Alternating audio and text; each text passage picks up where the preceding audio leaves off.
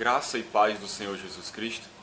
Eu gostaria de trazer uma mensagem que trata a respeito de uma questão muito importante, mas muito negligenciada por muitas igrejas.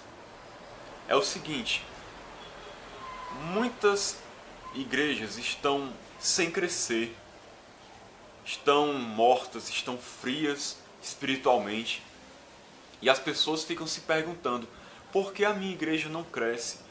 Por que está tudo tão morto? Por que a obra de Deus não avança? Por que nós estamos tão cansados, desanimados? Parece que as coisas não dão certo. Por que parece que Deus não está abençoando? O que está acontecendo? Dentre muitos motivos que podem causar isso, existem muitos fatores que podem ser relevantes, que influenciam nessa questão. Eu quero citar aqui apenas um, que eu considero fundamental e que tem impedido muitas congregações, muitas comunidades de irmãos de crescer. E muitas pessoas não têm atentado para isso. Para trazer esse ensinamento, eu quero me basear na história de Josué, no capítulo 7, que vai tratar da história da invasão à cidade de Ai. O nome da cidade é Ai. Então, deixa eu explicar um pouco o contexto.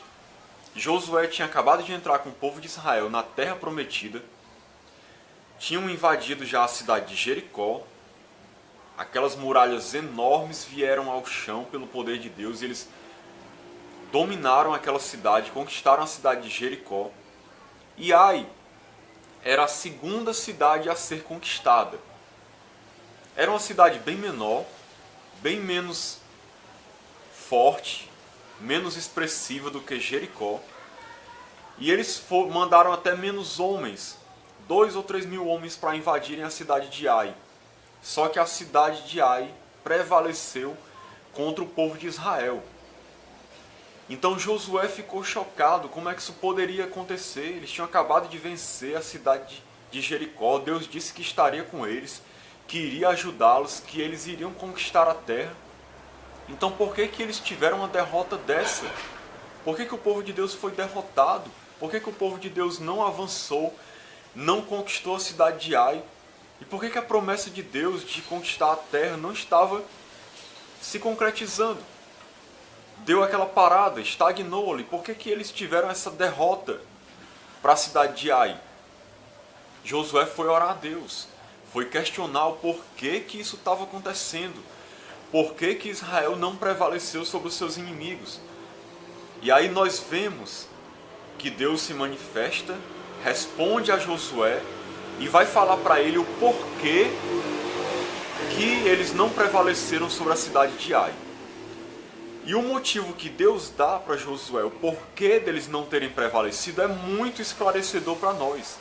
Traz um grande ensinamento para a igreja de hoje, porque é um princípio que não muda, é um princípio que vale para sempre, tanto no Antigo Testamento como no Novo.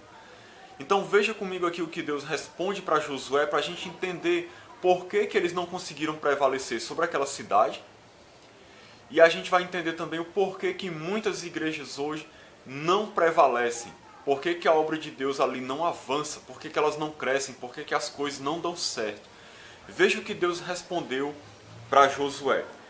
No capítulo 7 de Josué, no versículo de número 10, diz assim a palavra de Deus: Então disse o Senhor a Josué: Levanta-te, por que estás prostrado assim sobre o rosto?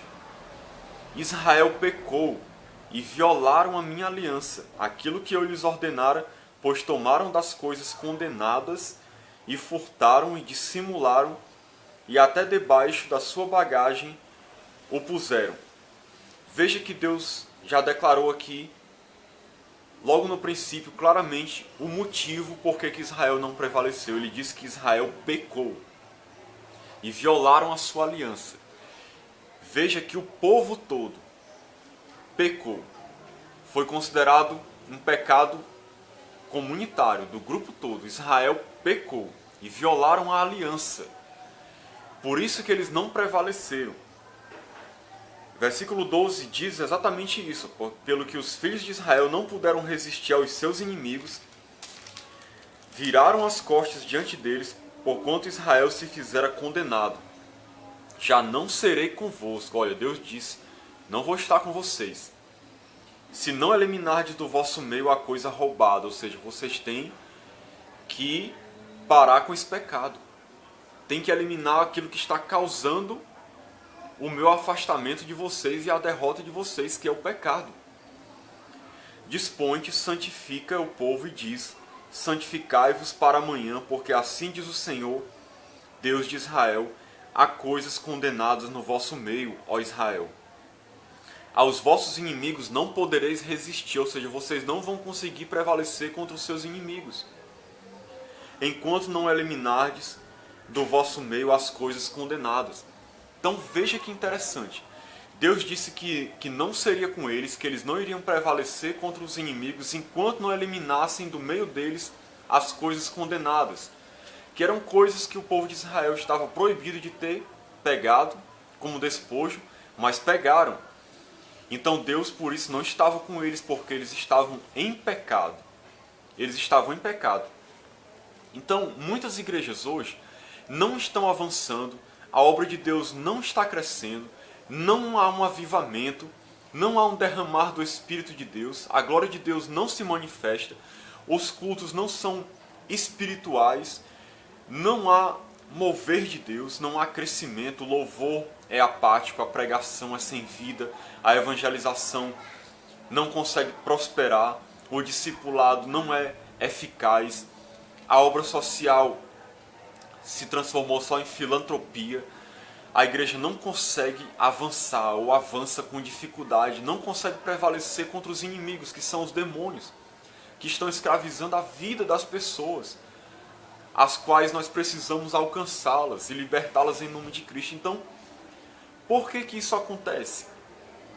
Meu irmão, uma coisa que a gente tem que entender, a questão do pecado é fundamental. Se uma igreja está em pecado, aquela igreja não pode prevalecer, a obra de Deus não pode avançar, Deus não será com aquela igreja não prosperará, a obra de Deus não vai avançar se houver pecado no meio daquela igreja, porque Deus não tem comunhão com quem vive no pecado.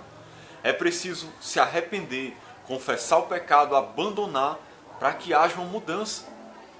Então você vê aqui no resto da história que Deus vai ordenar que o povo se chegue a ele para que se descubra quem foi que pecou, onde estavam as coisas condenadas e o que estava causando especificamente a derrota do povo de Deus. Então no restante da história nós vamos ver que vão se chegar as tribos diante de Josué. Josué vai ali analisar, Deus vai mostrar para ele na verdade onde é que está o pecado. E aí vai se descobrir, no versículo 18 aqui, onde é que está o erro.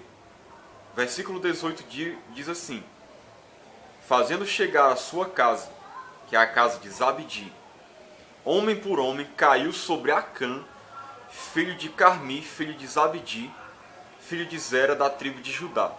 Então disse Josué a Acã: filho meu, dá glória ao Senhor, Deus de Israel, e a ele rende louvores. E declara-me agora o que fizeste, não me ocultes. Respondeu Acã a Josué e disse: verdadeiramente pequei contra o Senhor, Deus de Israel, e fiz assim e assim. Quando vi entre os despojos uma boa capa babilônica e 200 siclos de prata e uma barra de ouro do peso de 50 siclos, cobicei-os e tomei-os, e eis que estão escondidos na terra, no meio da minha tenda, e a prata por baixo. Então Josué enviou mensageiros, foram correndo na tenda dele, verificaram que tudo era verdade. E aí nós vemos aqui no final do texto que Josué diz assim para Acã: disse Josué: por que nos conturbaste? O Senhor hoje te conturbará. E todo Israel o apedrejou, e depois de apedrejá-los, queimou-os. E levantaram sobre ele um montão de pedras que permanece até o dia de hoje, Assim o Senhor apagou o furor da sua ira, pelo que aquele lugar se chama o Vale de Acor até o dia de hoje. Então veja que foi necessário ser descoberto quem é que tinha pecado. Foi Acã que pecou. Então ele e tudo que estava relacionado a ele foi punido, foram destruídos. E assim se apagou o furor da ira do Senhor do povo de Israel. Agora uma coisa interessante, veja que o pecado foi de um homem só, Acã. Aqui é que está uma questão interessante da história. Só um homem pecou, Acã.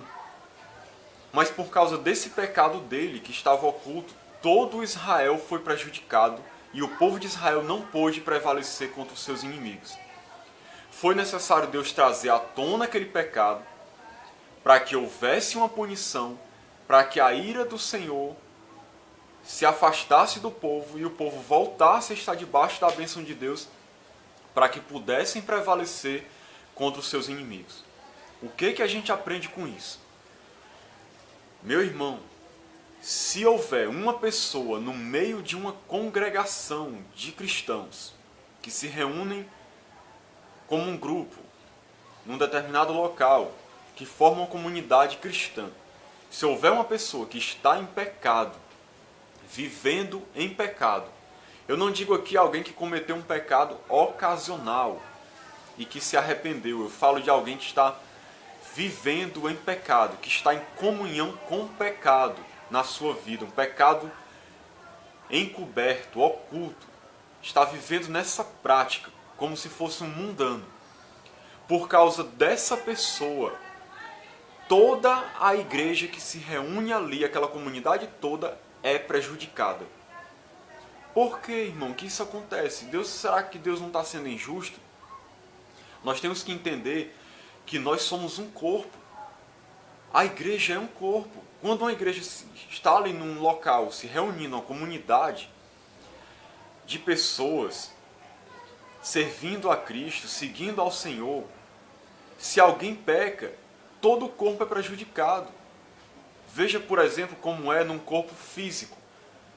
Se um dedo meu ficar doente, ficar ferido, inflamado, todo o meu corpo vai sofrer.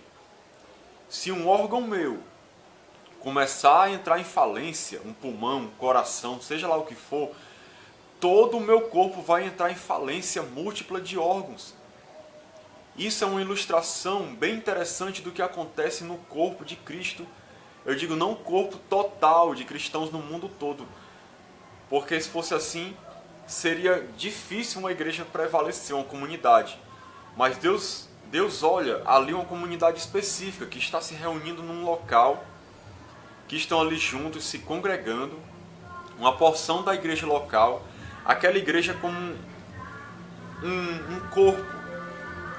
E aquele corpo ali, que está unido em Cristo, naquele local, servindo ao Senhor, precisa andar em fidelidade. Se alguém estiver vivendo no pecado, toda a comunidade cristã naquele local vai ser prejudicada. É por isso que muitas vezes a obra não avança, os cultos não são espirituais, não há avivamento, não há derramar da glória de Deus, porque está havendo pecado. E pior, muitas vezes o pecado está sendo tolerado, a liderança sabe, a igreja sabe, mas se tolera o pecado. Se está tolerando a prostituição, o adultério, a mentira, a fofoca, o roubo, o engano, a maledicência, a desonestidade, a avareza, o egoísmo, se tolera tudo isso. E aí não há disciplina eclesiástica, ninguém é chamado à atenção, ninguém é repreendido, ninguém é punido, porque a disciplina eclesiástica é uma coisa séria, que precisa haver. Jesus ensinou isso, lá em Mateus capítulo 18, a respeito de admoestar uma vez, de admoestar duas vezes com testemunhas e por fim admoestar a igreja toda, admoestar o pecador, e se ele não se arrependesse, ser considerado como gentil e publicano. Paulo chamou duramente a atenção do povo de Corinto, porque eles estavam tolerando uma pessoa no meio da igreja que estava tendo um relacionamento sexual com sua madrasta, e a igreja estava aceitando aquilo como normal. E Paulo mandou lançar fora aquele irmão, por causa do seu pecado. E ele não estava querendo se arrepender. Então, a igreja, irmãos, ela precisa andar em santidade. A igreja não pode tolerar pecado. A igreja não pode abrir mão da santidade. Infelizmente, muitas igrejas hoje não seguem mais isso. Com medo de perder os seus membros, com medo de perder pessoas que têm o dízimo alto, com medo de perder pessoas influentes, preocupadas com o crescimento numérico, aceitam as pessoas na igreja de qualquer jeito, permitem as pessoas andar na igreja de qualquer maneira, em pecado, e não chamam a atenção daquelas pessoas. Não há uma busca por santidade, não há um temor a Deus para levar a igreja a viver uma vida reta.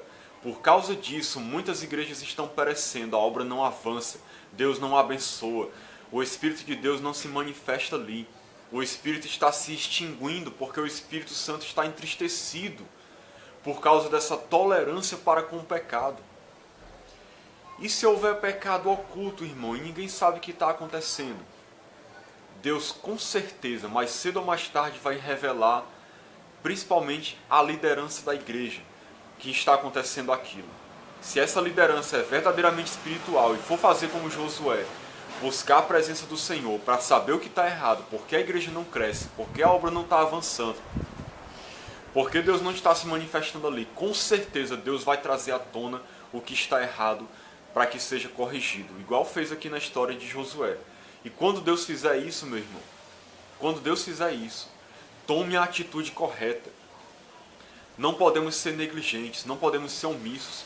Devemos chamar a atenção de quem está vivendo no pecado para que se corrija, se arrependa. Se não houver um arrependimento depois de feitas, cumpridas todas as etapas de admoestação, essa pessoa deve ser excluída da membresia da igreja, não participar daquele corpo mais, porque como Paulo disse, um pouco de fermento leveda toda a massa.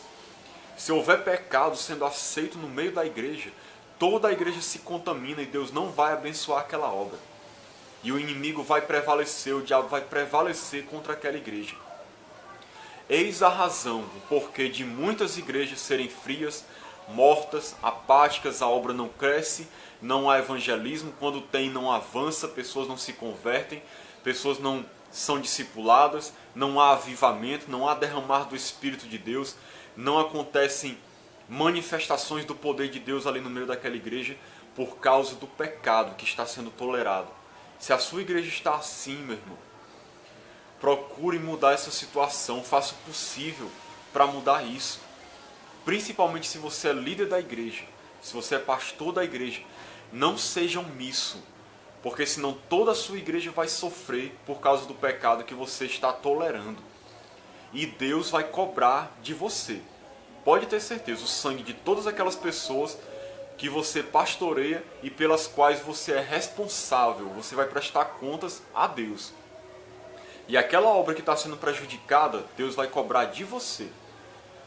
Então a igreja necessita observar isso, porque essa é a razão da derrota de muitas congregações cristãs hoje em dia, infelizmente. Então que Deus nos abençoe, nos ajude a tratar com o pecado e levar uma vida de santidade na presença de Deus, para a glória do seu nome. Em nome de Jesus, amém. Se você foi abençoado por essa mensagem, eu peço a você que compartilhe esse vídeo para que outras pessoas sejam abençoadas também. Dê uma curtida para ajudar a impulsionar o canal, para que essas mensagens possam alcançar mais pessoas, elas sejam abençoadas por Deus também. Faça um comentário.